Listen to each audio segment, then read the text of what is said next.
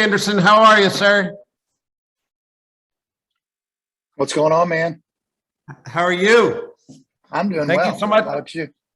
I'm good. Thank you so much for taking time out of your day. I know you're a busy man, and I just appreciate you giving us this opportunity to learn a little bit more about you and your success and kind of pulling the peel off the onion, and maybe we can learn some secrets of the trade.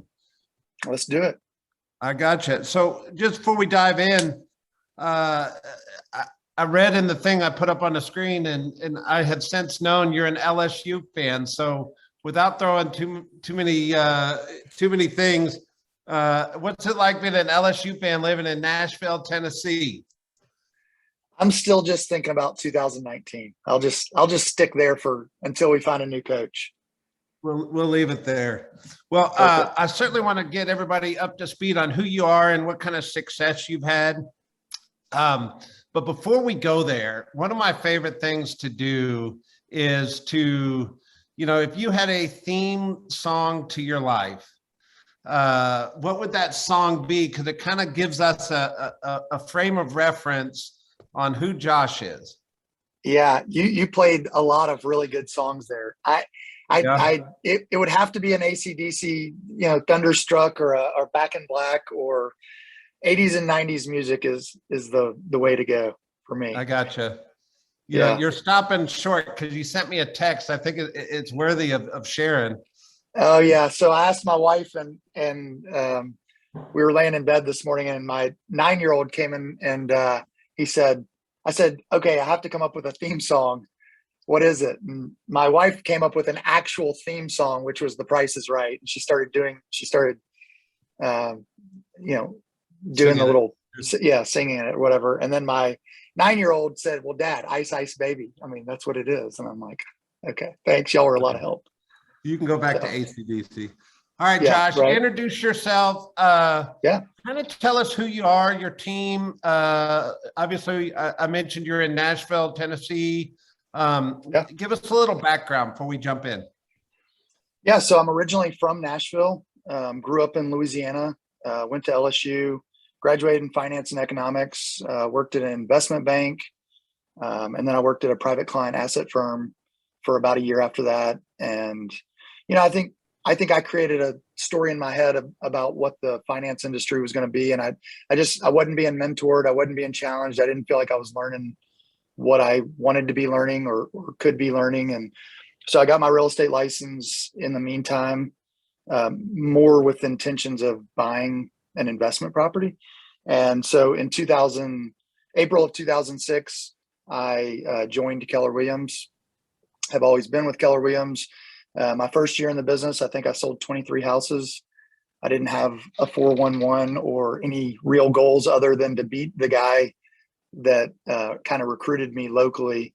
And I think I beat him by one transaction and like $100,000 in volume. So it was a successful year, I guess, from that perspective. Got it. I think, and I can kind of give you a couple of highlights on, I think I started kind of pseudo building a team in 2010. And that was kind of when I had my first full-time admin and had a showing agent at the time. Wasn't probably following the models from a team building perspective, but I will say from getting in the business, because of how I got in the business, I look back and go, I did everything to a T as far as, and I did it because I had time and I didn't have money. And so I did the lead generation. I did 75 open houses my first year. I did everything really that I was supposed to be doing, but I didn't realize I was really doing it at the level that I was doing it until I look back now and go, man, I didn't get the shiny object stuff. I literally just did the basics really well. I didn't buy any leads. I couldn't afford to do any of that. So, and so September of 2011, I went to Mega Camp and Gary was talking about this showing agent model, which everybody was kind of like, it's not proven.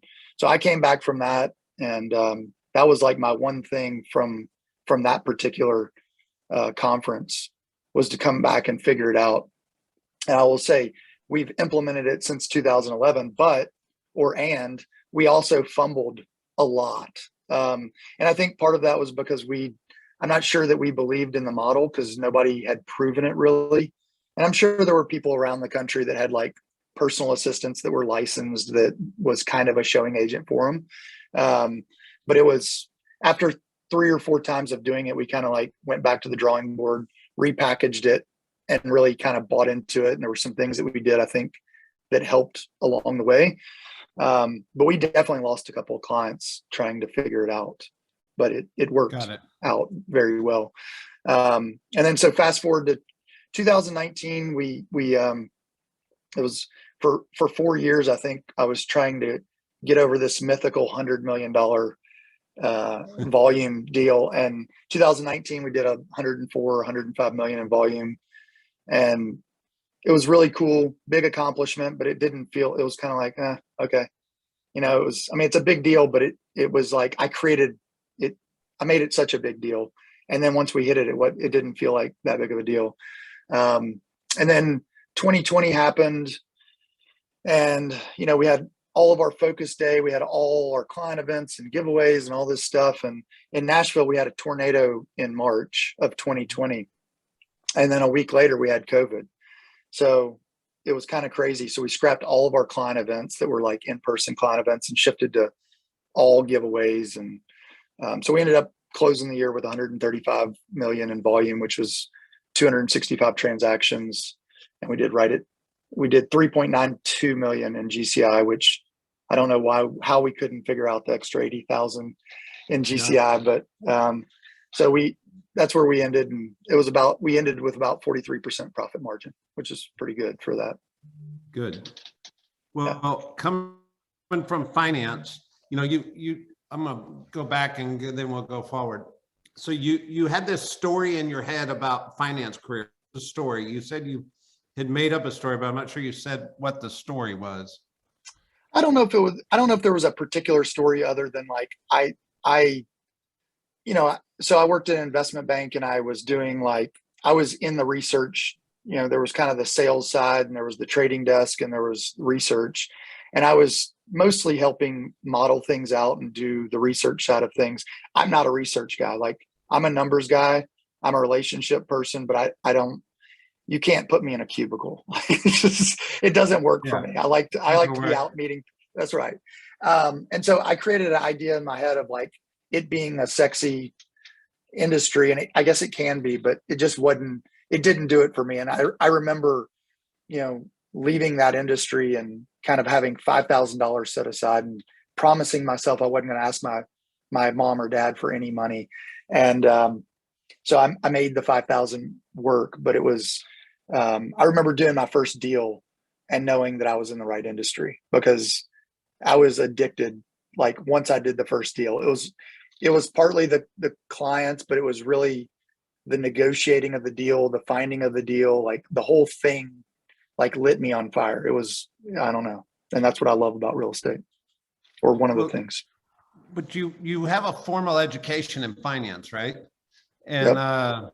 How does that play into your success today? Because I think it's interesting to connect the dots between previous life, pre-real estate and now real estate, right? Yeah, I think I will say I think from a couple different aspects. Like I remember the first couple years in the business, I was kind of like, I learned my scripts really well and my objection handlers, but looking at my numbers was not something I was really interested in, even though I have a finance background. It was just like, as an individual agent, you're doing so many things. And now I look at my numbers like crazy. I look at everything. I know how many contacts it takes or how many calls it takes to a contacts to appointment set, held, everything. I know what our P&L is. But it's just one of those deals where I guess looking at the numbers, the thing that helps me the most is being a really good listing agent as far as how to price properties and just kind of the art and science of pricing a home. And I see a lot of agents that struggle with listing properties. They don't like the conversations on that side of the business, and they also aren't very good at pricing homes in that sweet spot. Got it. So where was the line in the sand, or at what point in time did you move to where you actually paid attention instead of just working in the business, you started working on the business, or you Yeah. went from a Yeah. sales career to a business? What's that look like? I think the very beginning of it was probably 2010 when I decided I'm going to have a full-time assistant and I'm going to have an agent that helps me. I really had to know what those numbers looked like. I mean, that was kind of the beginning of it. It's just kind of evolved as I've been in Gary's mastermind group and been around bigger and better business owners. It's made me kind of step my game up on like really running a business. I don't know. I never really, when I got my real estate license, I thought I'd probably have an assistant. I never got into the business to build a team. It kind of evolved out of a necessity. Got it. So Got it. it's just grown. It's kind of grown over time of becoming a better business person. Got it. But you started this whole thing with $5,000. I think that's Yeah. an interesting thing to, and your perspective was you had time and not money.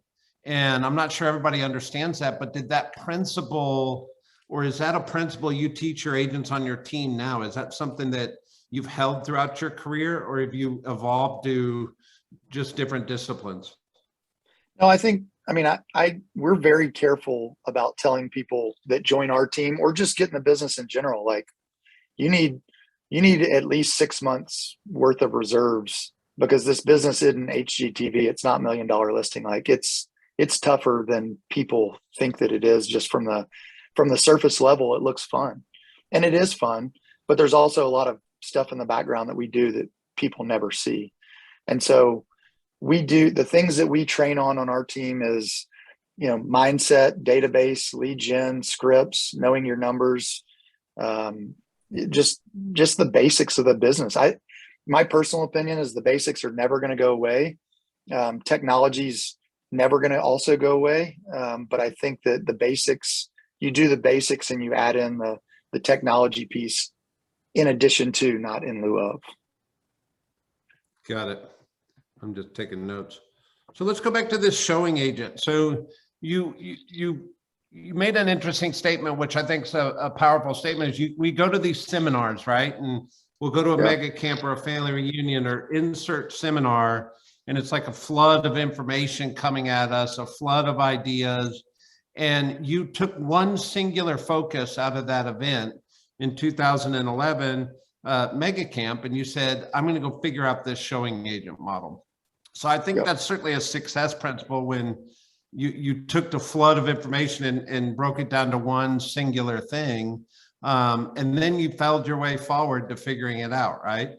Tell us about that.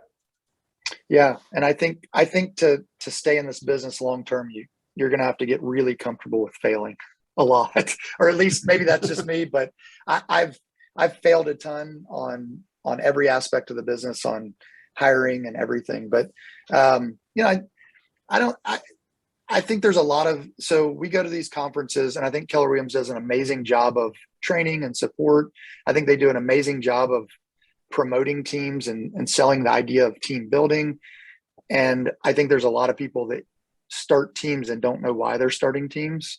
It's kind of the cool thing to do maybe, or they don't know really the amount of work that it's going to be, or they're going to do it so they can just get out of production or get out of the business. And that's not really going to happen. I mean, can it happen? Can you step out of production and go work on something else? Sure. But if I got out of production tomorrow, I would definitely still be in the business working on other verticals, or I would be working on business development or recruiting, like one of those things. It would all be for the team, right, in some capacity. And so the showing agent model, I hear a lot of times people go, oh, well, that won't work in my market. And I think it works in any market. You might have to do different splits in a lower price point market, or you might have to do different things. But if it's packaged correctly, I think it totally works. And, one of the things that can I stop you real quick? So how would you, just in case somebody's listening that's like, what's a showing agent, or what's that model? Give me your words of kind of define that real quick. Yeah. So showing agent model is kind of a junior agent, somebody new to the business. We want them to ultimately, and some people don't want to, but our ultimate goal for a showing agent is for them to hit certain metrics in the first year of them being in the business, so they can move up into another role or see or have other opportunities. But they're new agents that are kind of, it's on the job training. It's kind of an MBA in real estate in 12 months that would take 5 years. So like, we had an agent on our team a couple of years ago. They did 44 transactions in their first 12 months, really like their first 9 months of business. And, 44 deals in 1 year. They were brought in on every buyer consultation, every repair proposal call. They previewed houses, they showed houses, they did open houses, they still did lead gen. And some teams don't have their showing agent do lead generation. My problem with that is what happens when they want to move up and they don't know any scripts and they don't know how to do anything other than open a door. And so our showing agents aren't really just door openers. They're training and learning to move up into the organization to be a lead agent or a buyer's agent or a listing agent or some other opportunity. Yeah. So it's the training ground, right? Yeah, it is. To speak to your military background, it's a little bit of the boot camp, right? That's right. That's exactly what it is. And so people, a lot of people say, so, well, real quick, a lot of people, go, well, that's, it's a lower split, but they're still, most of them are still making somewhere between 50 and 80 grand on our team based on our average sales price. And, people go, well, that's a lot of work for somebody. And I said, well, yeah, the alternative is, there's 85 or 87% attrition rate in real estate in the first 3 years. So if they don't get that training from us, they're either going to go get it from somebody else or they're going to be out of the business. So, yeah.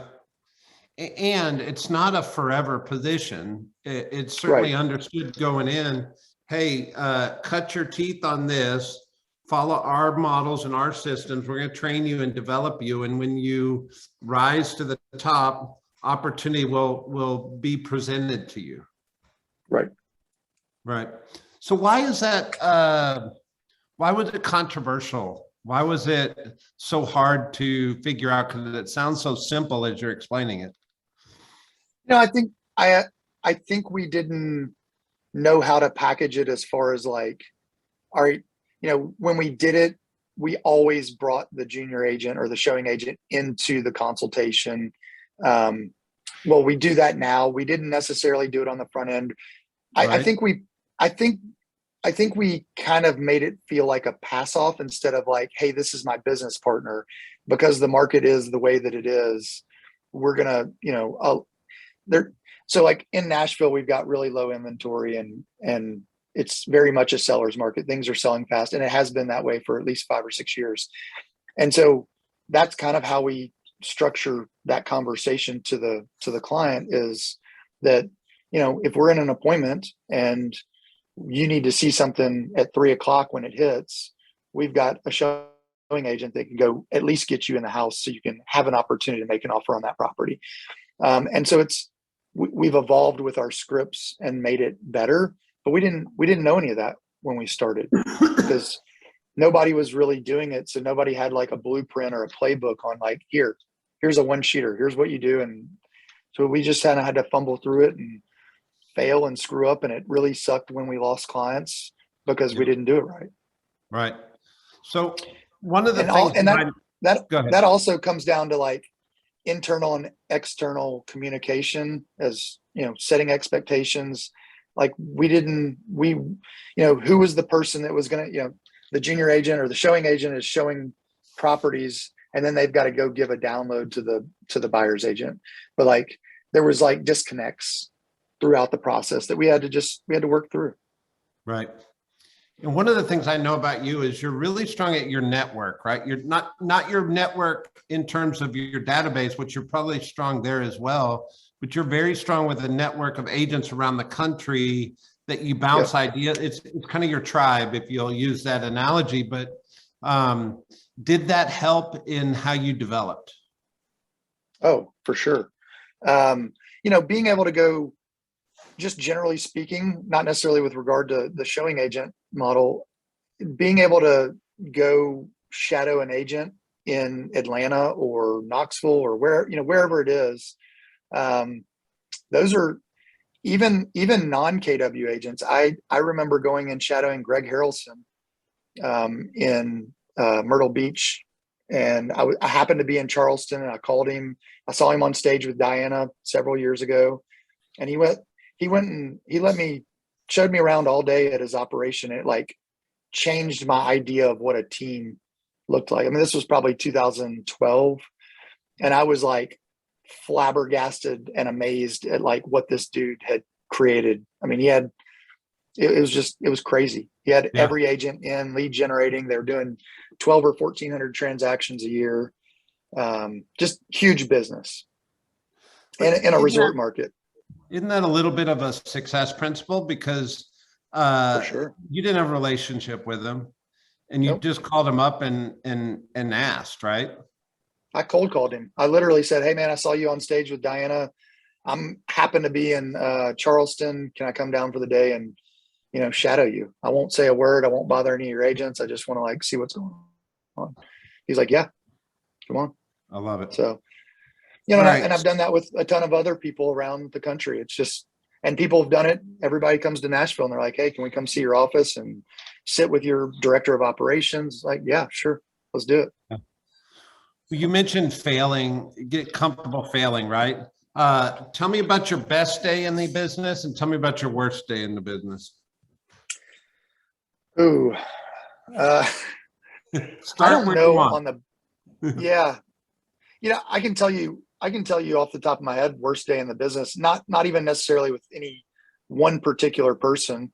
Actually, it is with one particular person, but it's been a couple of times when you're building a team is, when your lead agent leaves you, and you literally think it's the end of the world, and then you realize it's actually a good thing. And it takes you about a month to realize it's a good thing, but it gives you an opportunity to build back bigger and better, and onboard people better, come up with team agreements, contracts, things. You just learn these things over time. And I had a lead agent that did 90 or 100 deals a year, and we decided to part ways, and it worked out, and we're still great. I would consider us great friends and talk all the time. But at the time, it really sucked. It really hurt. Not for any reason other than I was like, what am I going to do? Like, I'm taking all this business back of this big machine that I'd built or was building.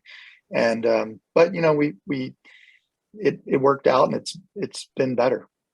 Good. So you're just constantly top grading. And so, it's the roller coaster of real estate. Yeah. I think one of the lessons is the people you start the journey with aren't always the same people you finish the journey with. Right. For sure. You're the constant, but other people come in and come out of our lives. I think there's a famous email that says a reason, a season, or a lifetime, right? And it's usually in the context of personal lives, but it means the same in business, right? For sure. Yeah. For sure. So tell me about your best day. It's not 100 million, huh? Yeah. No, you know what? 2020, I thought was going to be a really bad, weird year. I remember at the end of March, I pulled out my credit card statements and my P&Ls, and we literally slashed everything because COVID, I don't know. I was listening to the news, which I rarely do, but I pulled it out and cut everything, and it ended up being our best year. And I would say that's not like the best day, but knowing that we were going to finish, we got to probably October or so and knew that we were really going to crush our 2019 numbers by like 25 or 30%, which was pretty awesome to look at and be like, damn, we really like stepped up. And I think we were all fatigued at the end of the year, but we really stepped up and came together. Yeah. It was a proud moment. So what's 2021 going to look like? So 2021, 2021 was like, hold my beer. I'm going to show you what's going on. It's like they turned the knob again. So I think we're going to end about 120 million. So we're down a little bit from 2020. I think it took I'd say overall for the agents, it took, and myself included, it took 1 to 2 quarters for us to figure out how different 2021 was from 2020. And we've got it all figured out now from that perspective. But just to give you context, and I know every market's in the country is kind of crazy, but we've got stuff that we're used to being in a market that where the comps are and where the list price and where things are selling or and appraising are relatively the same. We've had properties in our MLS that have been selling for $400,000 and $500,000 over asking price, with big appraisal gaps or their cash offers, and that's not really people in Nashville doing that. That's the people that are coming from Chicago and LA and New York and Connecticut. They're just wanting to get out of those places so badly and stop paying the taxes there and just dealing with local government or state government. And so it was a learning curve for 2021. It's hard to advise a client to pay hey, we went in $143,000 over asking, which there's really no comps. You're just kind of pulling numbers and talking to other agents. And so you go in 143,000 over asking price and you have to tell your clients, hey, we didn't get it, which really sucks. I mean, it's a really crappy conversation and it's not your fault, but it's like, I guess I should have advised you to go in at 170 grand. I don't know.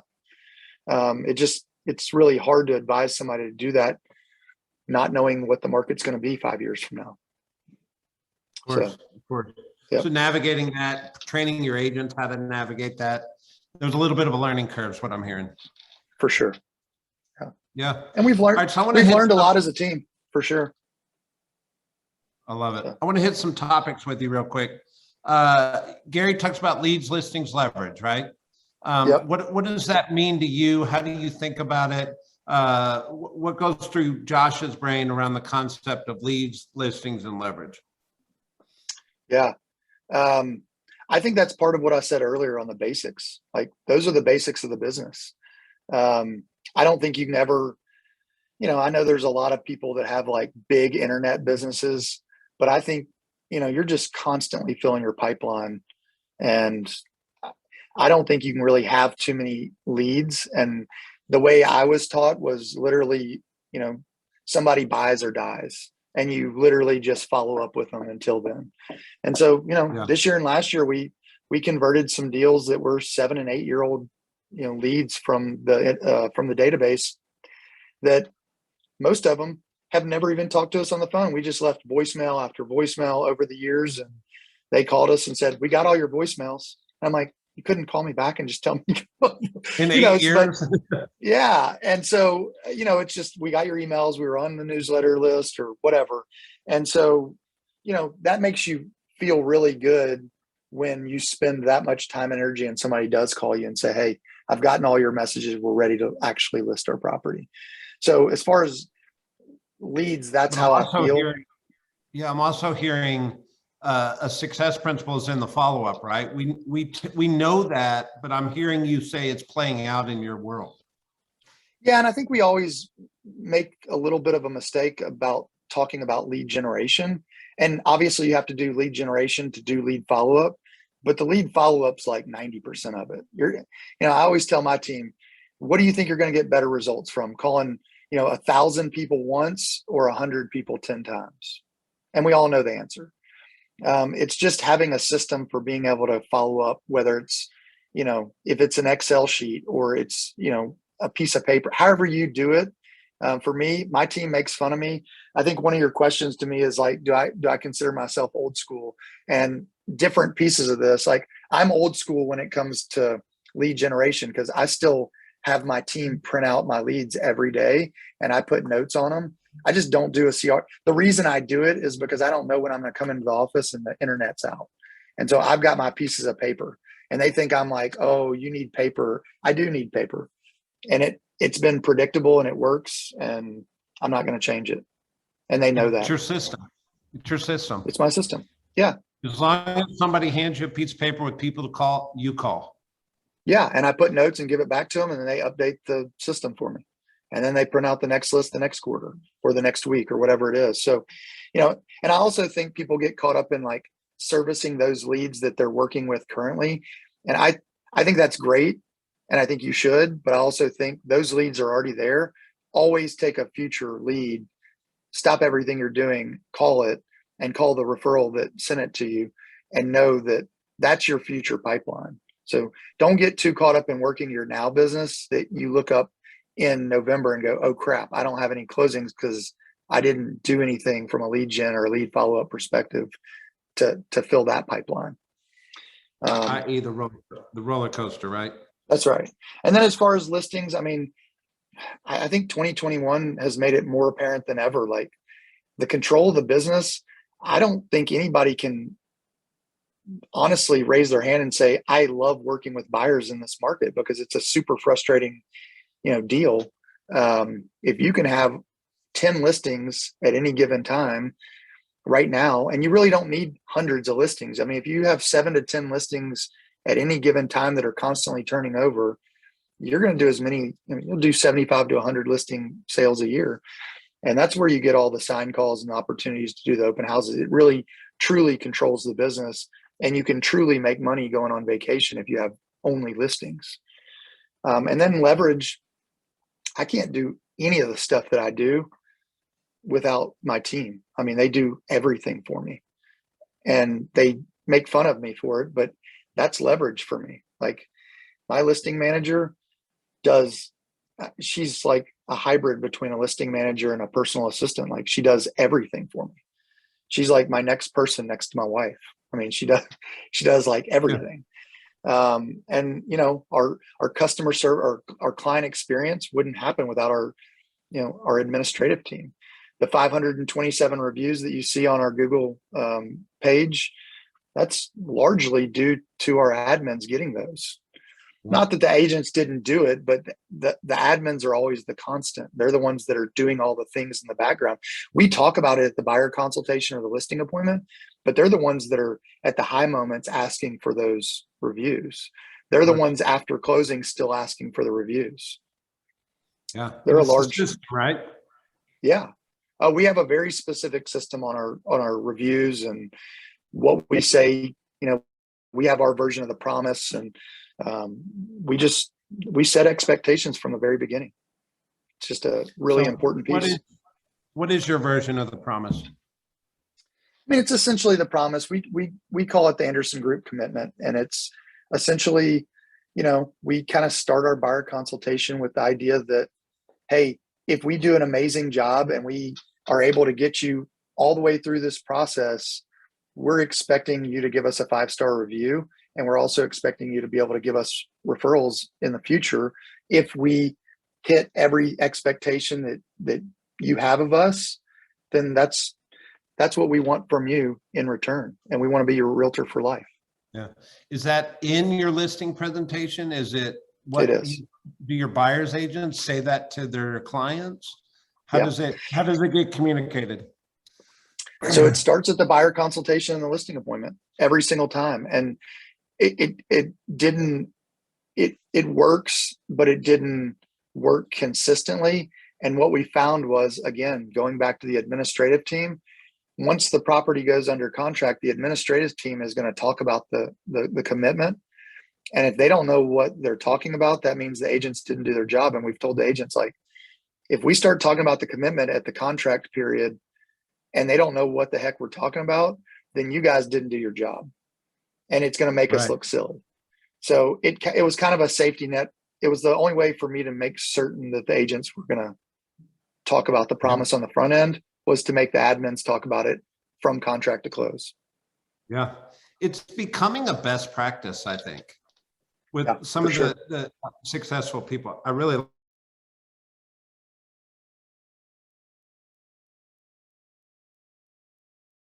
where your success has come from. I'm hearing you say you're a database-based agent. You're a relationship guy. You've got a great group of people that you invite to client events, or on the newsletters, the whole 9 yards. Yep. One of my questions for you is, how do you scale that? At some point in time, there's just one Josh, right? Like, how do you scale a database-based business? Yeah, I would say, so our business for the last several years, kind of always, but for the last 5 years, I can say that it's been at least 72% referral. And so historically, that's been somewhere between 18 and 23% or so agent referrals. And then the rest of it's been current client, past client, some kind of database referral. And, at the end of the day, it's a struggle. Like I was telling somebody a couple of days ago, that there's a certain amount of value if you're going to build a big business in just having an internet business, like internet lead business, where there is no Josh or there is no person. It's just, the Nashville real estate brand. team. It's a brand. Yeah. That's right. But I think I think it resonates with people having a name and a face and a group to put with those 5-star reviews online, and they're seeing actual things we're doing in the community. So I don't know if it goes away, because my name's going to always be on it, and I'm going to live. My office is in the neighborhood that I live in, and we do stuff in the community, and they know who we are. They know who Josh is, but they also know Anderson Group. And I think we've done a good job of educating our database that, like, I'm the listing guy, and Stephanie and Caroline and a couple others are there. They work the buyer side of the business. And so I think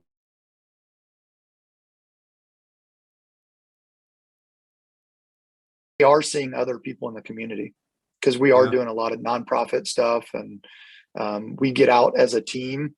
Our nonprofit goes in one day a year, just like Red Day.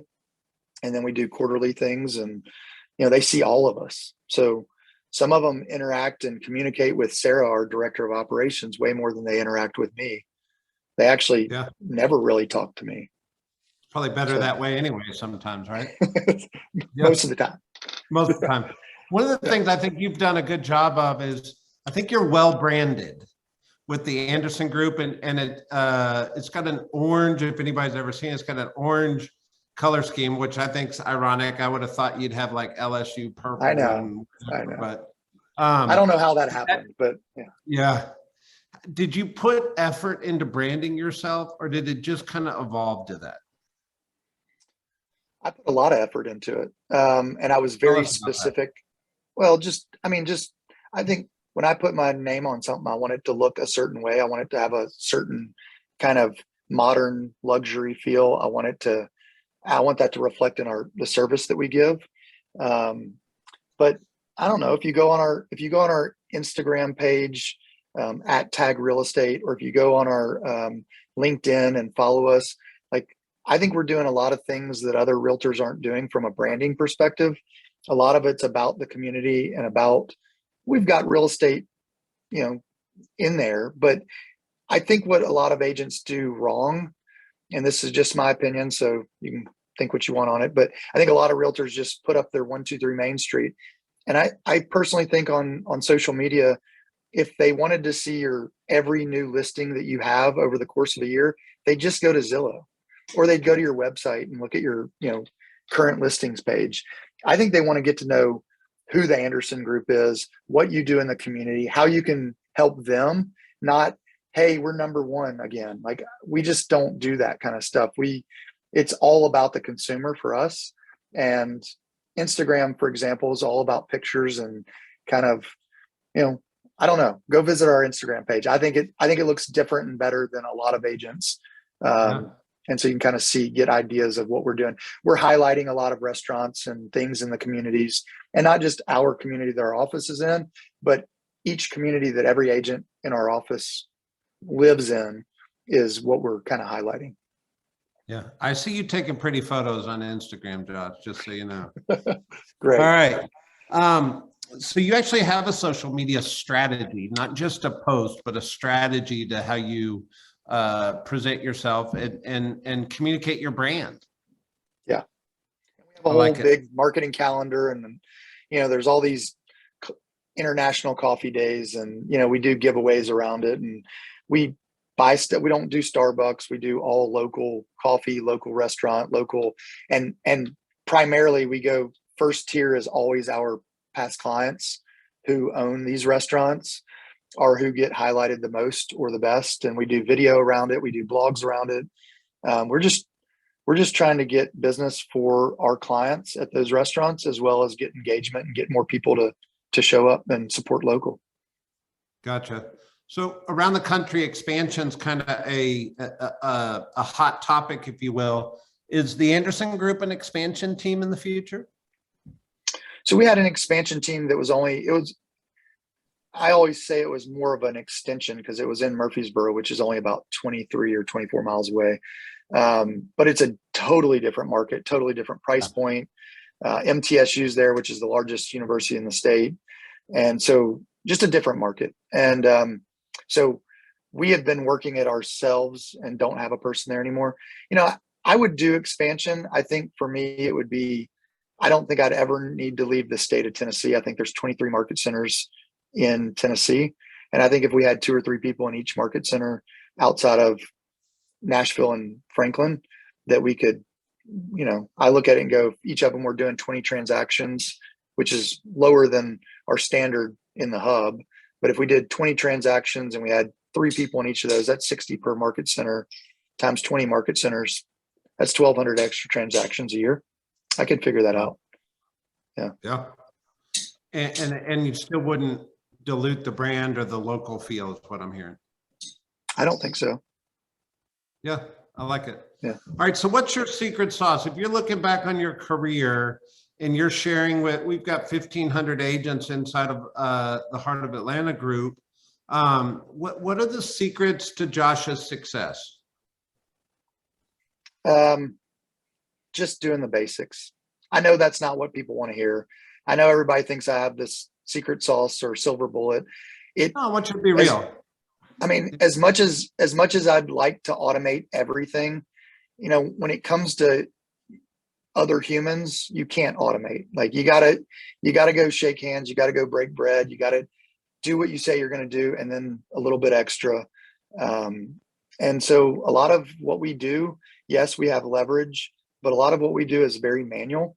And we use technology to automate some things, but some of it you just can't automate. You can't automate everything. But it's getting back to the basics. And when I say that, I think, Gary said it a gazillion times, but like you have to double down on lead generation and lead follow-up. You've got to have a database and you've got to talk to it regularly, and you've got to be able to not only talk to it, you got to be able to add value to it before you can ask for business from it. You've got to know your numbers. There's agents on my team that literally don't know that they'll never hit their goals because they don't know their numbers and they're not making enough contacts to set appointments. We get down to the nitty gritty on like every agent on my team. I know how many contacts they're making per hour based on the numbers that they're inputting. So like, right. I can tell somebody like, hey, you're making 3.7 contacts per hour. You need to get that to 6. And then you need to lower this contacts to appointment set ratio from 70 to 45 in the next 6 months. And here's why. And here's what it'll do for your business. So it's all these things of time blocking and knowing your numbers and scripts. They're just the basics, but everybody wants to wing scripts. And then they get off a bunch of phone calls and they're like, crap, I wish I'd said this, but you don't get to go do a redo. Like you already called that person and you had an opportunity and you missed it. Yeah. So Josh, when people are hearing you talk about, well, down to the nitty gritty of 3.7 contacts per hour on a person on your team, I'm not sure that's normal information we hear from other people in the industry. But I also think, like, when I do these interviews, I'm looking for what are the success principles that I'm hearing in your story that equates to you selling $135 million in real estate last year. That might be one of them. Yeah, the reason that we get down to the nitty gritty on those kind of numbers. But why do you do that so detailed? Yeah. So I can train the team. Like if I don't know their numbers, I can't help make them better. And so we get down to the 3.7 contacts and hey, it's taking you 67 contacts to set an appointment. And, based on you making whatever, 48 contacts last week, you're only going to set 3 appointments this month. And that's not even held appointments. That's just set.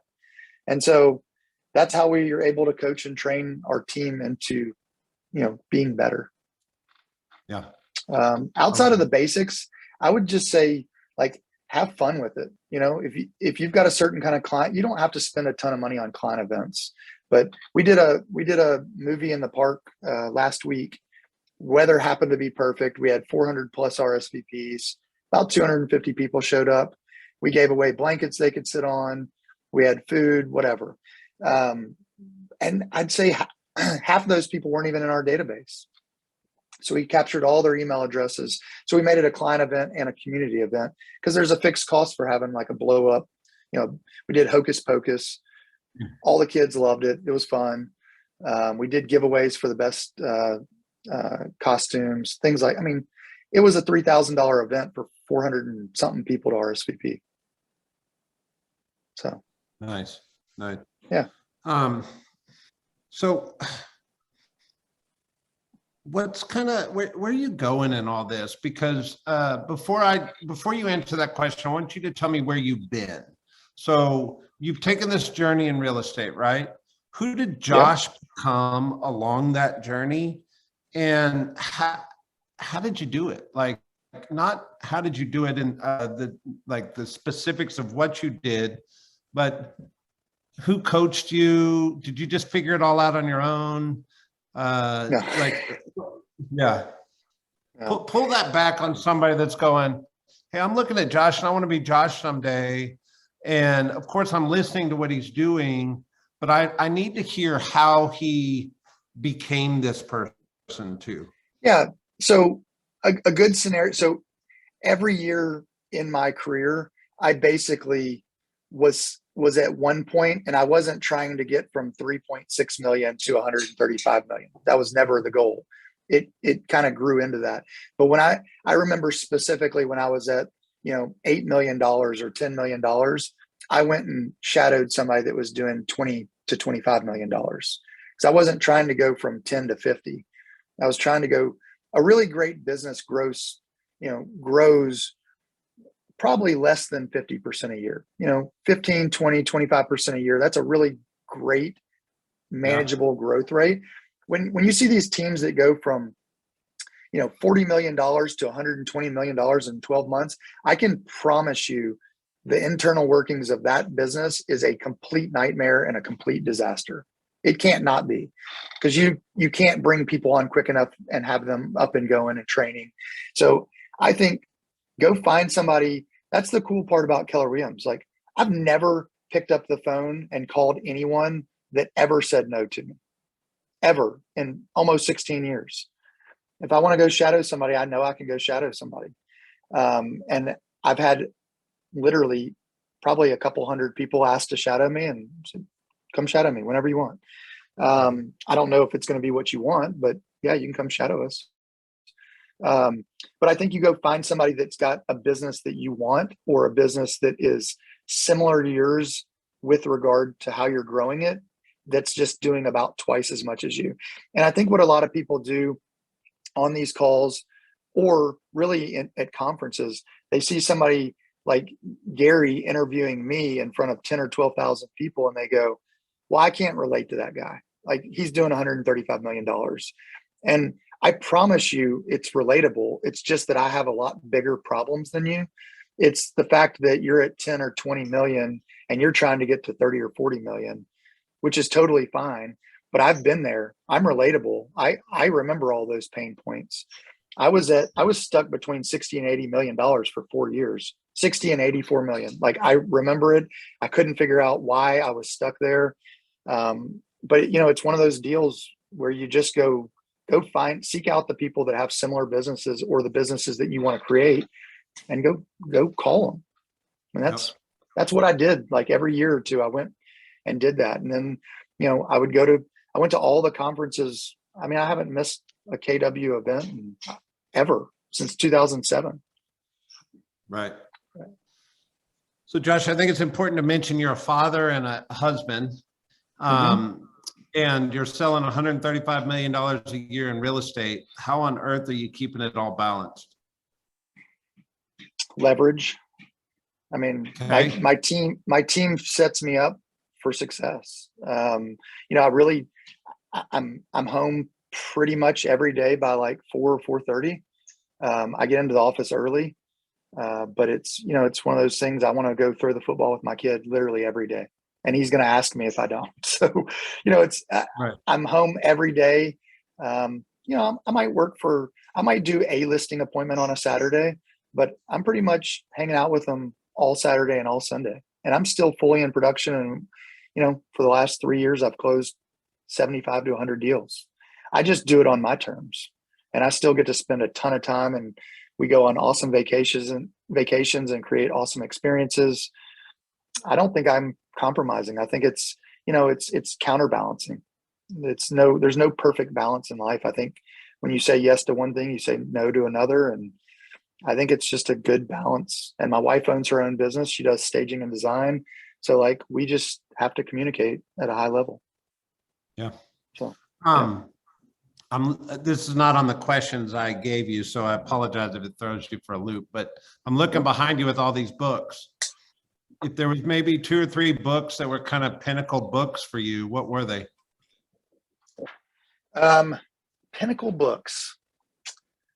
I wish I could show you the one that I'm on right here. I liked Tools of Titans. Yeah.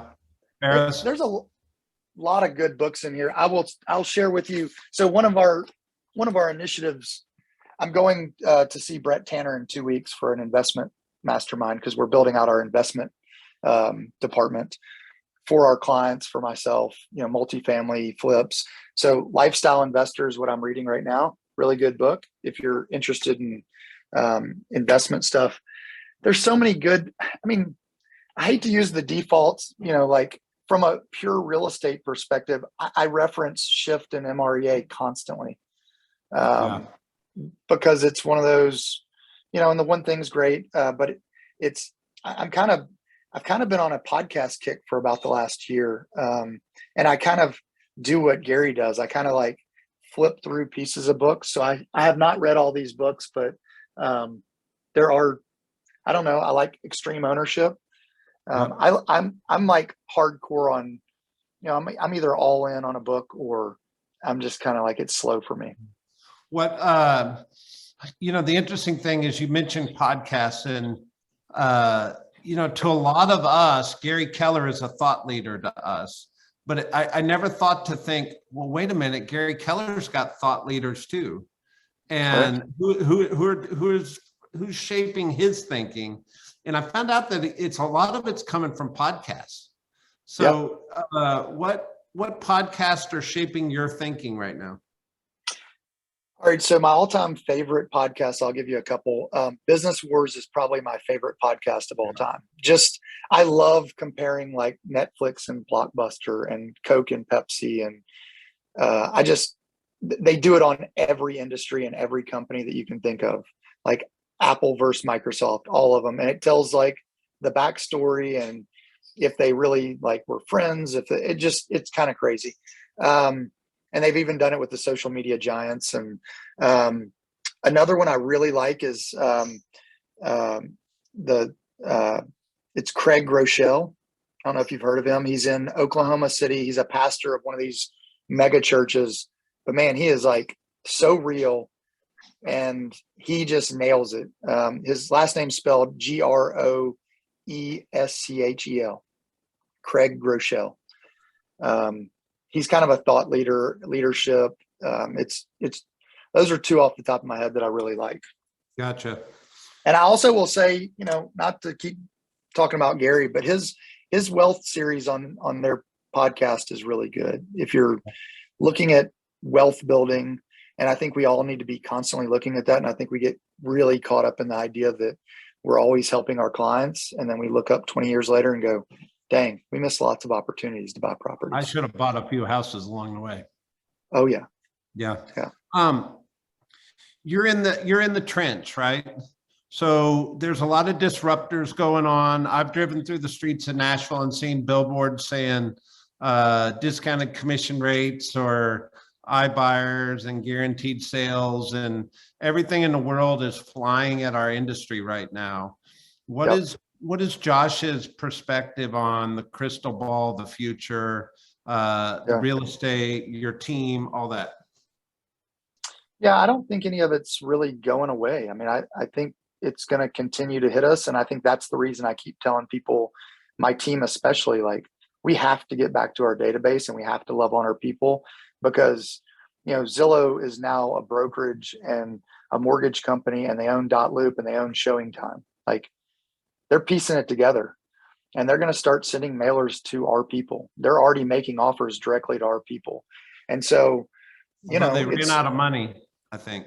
I know they did. They're putting it on a freeze for the time being. But, at the end of the day, that's the reason we haven't done a good job of staying in touch with our database. That's why Zillow's there. That's why Open Door's there. The technology is going to keep coming at us, but I think if we're just like financial advisors or wealth managers, I think if we're helping our clients and we're truly adding value at a high level, I don't think we go away. But we have to quit supporting Zillow, and we have to quit doing kind of BS stuff that we're doing as an industry. And I'm not saying any one person on here, but just generally speaking, I know several agents that still spend $10,000 and $20,000 a month on Zillow because they've been on it for so long they can't don't know get how off to of it. not do it. Yeah, right. And so it's I think all it is getting back to our database and figuring out what does value mean to each individual client. And I think it's simple as asking our clients, like, if you could have the perfect real estate agent, what would they do for you on a monthly, quarterly, and yearly basis? Is it just a phone call? It might just be a phone call, but it might be more than that. It might be for part of your clients, they just want to go have a drink or lunch. Some just don't want to be bothered, and they're probably not your tribe.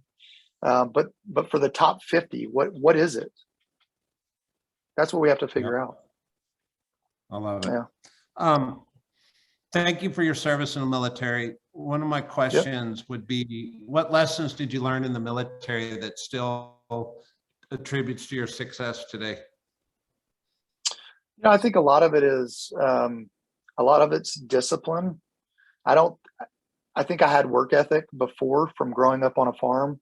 So I think it's discipline. I think it's kind of the process. The military is very much, you have to have patience because they're very much hurry up and wait.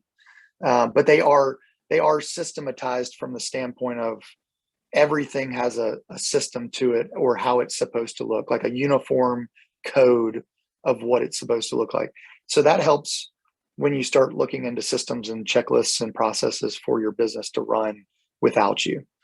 And, I wouldn't trade. I was not happy about going to Afghanistan when I went, but I wouldn't trade it now for anything. I was in college and I was supposed to go to Europe for 45 days and visit 15 different cities. And my two best friends that I was going with still went and sent me a postcard from every city, which was not very nice of them. What'd you send back? Don't show me the gesture. No, I didn't send them anything back. It's too expensive. Postage was, but it was a great experience to be able to do that. And I'll probably never go to Afghanistan again, but I got to see it. One of the things I like to get a perspective around, and I think I know the answer from our conversation, but I'm just curious yours, is when you end up building an organization such that you have, it tends to have a DNA that kind of runs through that organization. What do you think the DNA of TAG Real Estate or the Anderson Group is? So, well, I'll say one thing. I think too much of my DNA is in the business.